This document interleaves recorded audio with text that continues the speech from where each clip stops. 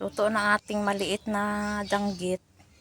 Pinaksiw natin, nilagyan natin ng dahon ng batuan, okra, at sili. Ito ang ating paksiw ngayon. Yan, sarap. So, maghukad na ta sa ating paksiw. Maliit lang siya, guys. Oh. Maliliit na mga danggit pinaksiw ko. Pero preskang preska po siya. Yan. Nilagyan ko ng okra. Kasi masarap ang okra. Ilagay sa paksiw. Katikim na ba kayo, guys, ng maliit na okra? Nilagay sa paksiw. Yan. Ito po ang ating paksiw ngayon. Dinamihan ko ng okra kasi sarap ang okra ilagay sa paksiw. Oh, yummy. Nagugutom na ako. At saka nilagyan ko ng dahon ng batuan. Alam niyo ba, guys, ang dahon ng batuan, masarap yan ilagay sa paksiw. Yan. May kunting sabaw. Yan. Sarap. Kain na tayo. Yan lang mga idol, mga unat ha. Good morning.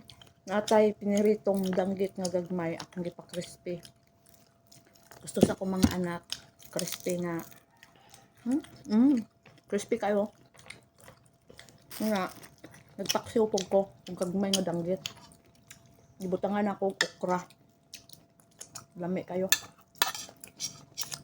Okra o kanang kuan. Dahon sa batuan. Ari oh, dahon sa batuan lami kayo, guys. Nga unta niya may sili. Amiya eh. Ang sili oh. So dali na mo mga unta ta. Let's start eating. Ang dahon sa batuan lami kayo siya. Kangka.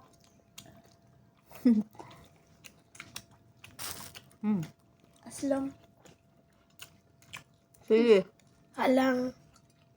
Dili. Oh.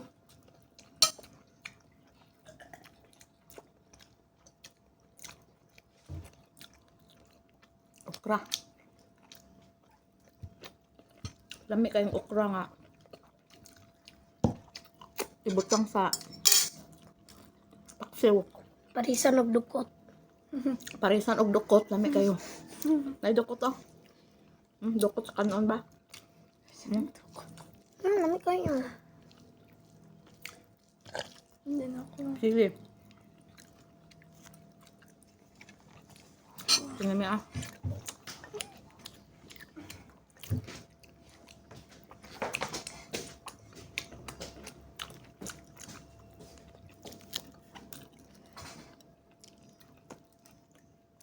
Kuhugasan ako. Lami kayo itong kaon.